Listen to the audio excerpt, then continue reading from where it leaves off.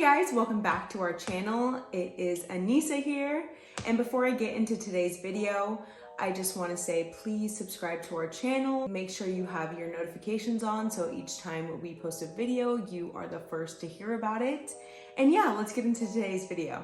I'm so excited for you, even if you're watching this video already. That just means that you're planning your next vacation, you're planning your next destination spot, a place you've wanted to go to forever. You didn't know how to get there or what to do or what you should be doing or what you should book or how to do it, but you're going. So this has been a really requested video from a lot of my followers on Instagram. I post a lot about, our travels that we do, and everyone is so curious on how we plan our really big ones, especially like when we've gone to Europe before, Tulum. And so yeah, I just wanted to give you like my 10 tips on how I book a big vacation like that, because it's hard, it's daunting, and it can be super frustrating to plan a vacation.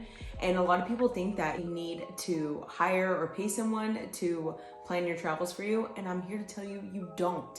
With these 10 steps that I'm about to give you, it's going to change your life, it's going to change your travel game, and it's going to give you all the insight that you need to know for booking a big trip. So let's get into it. So for my number one, I put to set a date, obviously, right? But I put like a little slash with that, with setting a date. You're wanting to starting to track your ticket prices already from the get-go. I personally just use Google. I think it gives you the cheapest flights, the cheapest deals. A pro tip is to get on to Hopper, and Hopper will give you ticket predictions where it'll tell you like, wait a few days or wait a couple weeks and the prices are gonna go down. Google will also give you that too. It'll show you the fluctuation of prices. I think it's super smart, especially if it's not saying that the tickets are low already. Wait a little bit. When booking a big trip, you should be booking your tickets about, I think personally, like 5 to 4 months out. Obviously you don't have to take that much time, but for someone that doesn't have a huge budget for a trip, it's really good to plan in advance as much as you can so you can get the best deals, the cheapest flights, and have more time to budget. Also with that, Tuesday nights are the best time to book tickets, so I would always recommend that. Also, another really cool thing that airlines are doing right now is where you can either pay, or I know American Airlines does it for free, where you can hold on to a price. Like if you're thinking about it for 2 days or 24 hours, it gives you to ticket lock a price, which is really convenient to give you a second to think, to see if the prices drop in a day or two. And yeah, that's another helpful tip to give you. Number two, I put, make sure to have all the needed passport documents. You need to make sure that your driver's license is updated. If you haven't got the real ID yet, you're gonna need the real ID. Well, you don't need it until May, but it's just best to get that over with. You wanna make sure your passport is up to date, and if you don't have a passport, you wanna make sure you get one. It's going to take, I think right now on the site, it's saying about 8 to 11 weeks for a passport, so you need to hop on that. You can expedite it, which I think it helps you get it in like 6 weeks. And then I know you can also like go down to like LA to get it even sooner, even like in a day I've heard, but it's pretty expensive, like if you're in a time crunch. But yeah, make sure you have all your documents. Number three is make a realistic budget for how much you're gonna spend every day while you're there. This includes food, drinks, Uber, tips. Do not forget tips. Tips are important. Tips make people treat you nicer, and it's just the right thing to do. And then also for some shopping. This is something that doesn't have to be in your every budget for every single day, because most of the time you're not gonna be shopping every single day. Unless you are, you can add that in, maybe $100 or so, or whatever you feel like might be the amount that you'll spend. And you're gonna add that into your budget just so you have a clear budget for what you can spend every single day. And hey, if you spend under, that's great. That's money you either gonna take home or to put on to the next day. And yeah, it's just smart. Also with this budgeting, you're gonna wanna look to see if your bank, if there's like a website, if the airport is gonna give you the best exchange rate for your money. Number four is to find out where you're going to be staying.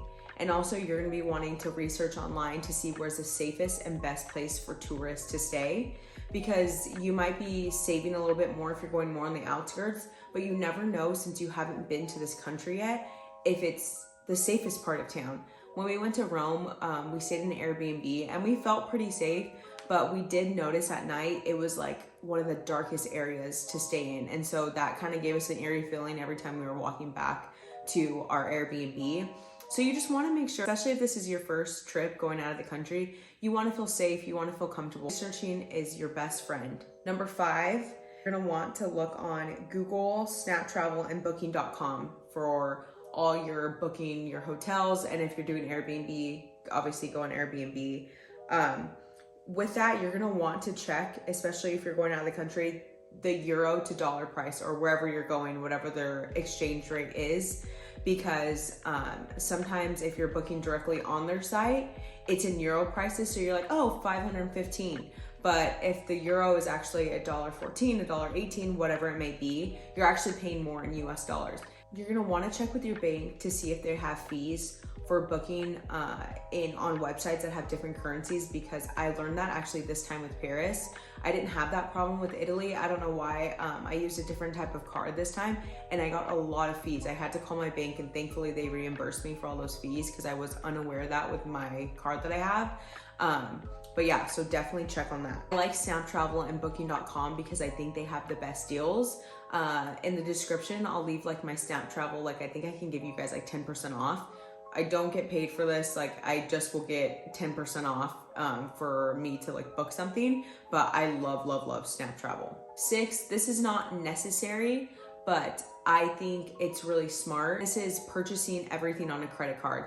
Obviously you have to be smart and you can't just purchase stay in the most craziest places, book the most craziest flights. If you don't have the money, you don't do that, okay? I'm just saying it's very smart to have a travel credit card, or even the credit card you have, see if you can put where it has like, maybe you get 3% back for travel, such and such, whatever.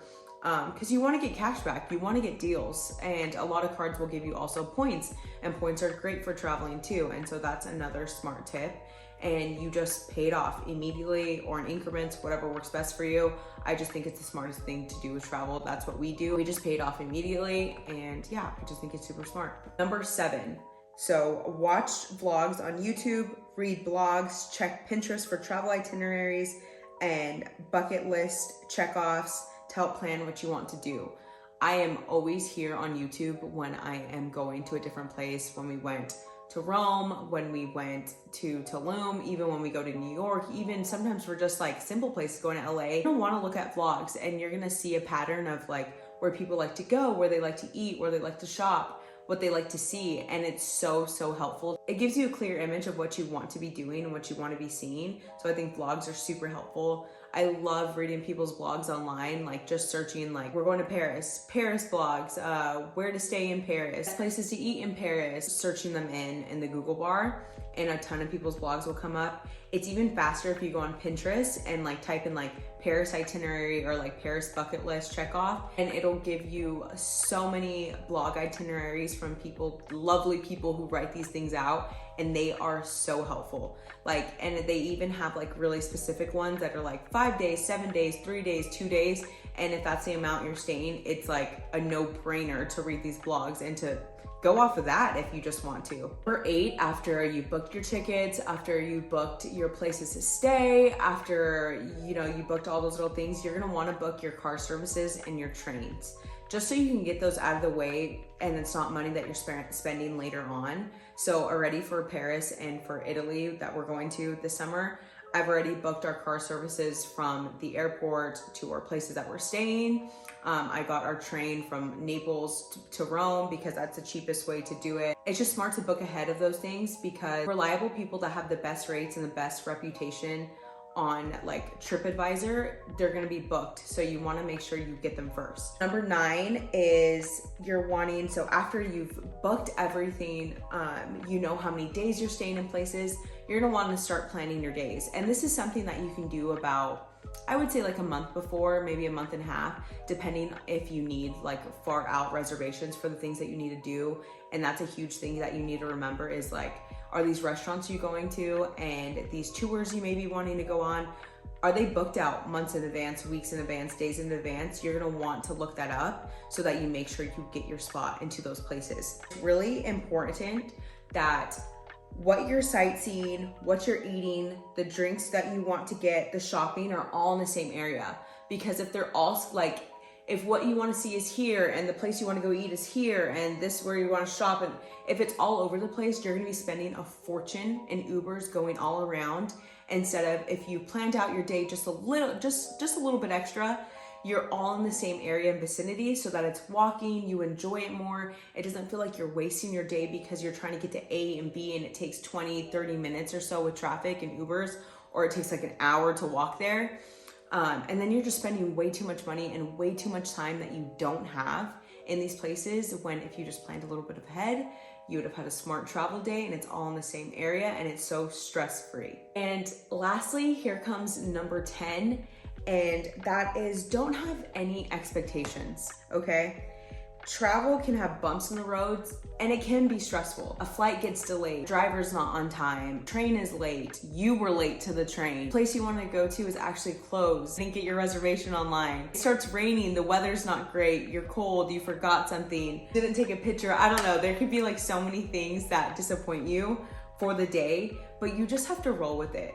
And you just have to remember and circle back to the whole fact that you're there in that place, a place that you waited so long to be in, a place that you saved every single dollar you had to get there, a place that many people will never see in their whole entire lifetimes.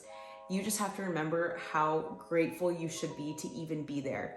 And the fact that something went wrong, that's okay. So when something goes so right and the day is just so beautiful, you're so grateful for that moment and for that day. So my best advice is just to roll with it and just to have fun. I'm so excited for you, even if you're watching this video already. That just means that you're planning your next vacation, you're planning your next destination spot, a place you've wanted to go to forever. You didn't know how to get there or what to do or what you should be doing or what you should book or how to do it, but you're going. I couldn't be happier for you. Really hope that this video was helpful and really informative. Hope you take some of these tips and apply them to your next vacation.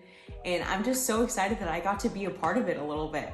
And if you used any of these tips, if you have any more questions, please find me on Instagram at AnisaXOXO_. I'm really good about writing back to people, and I would love to help you plan your next vacations. I love to answer any questions you may have. Into a lot of places, and I've used all of these tips and tricks every single time. And honestly, I'm really good at booking a vacation. I could say that that's something I could put under my belt that I'm good at. So I am not steering you guys in the wrong direction. So anyways, I just want to thank you guys for even clicking on this video, giving me the time of day. And once again, I'm just so excited for you and I'm so happy for you. And I hope you have the best vacation ever. And I'll see you in the next video. Bye.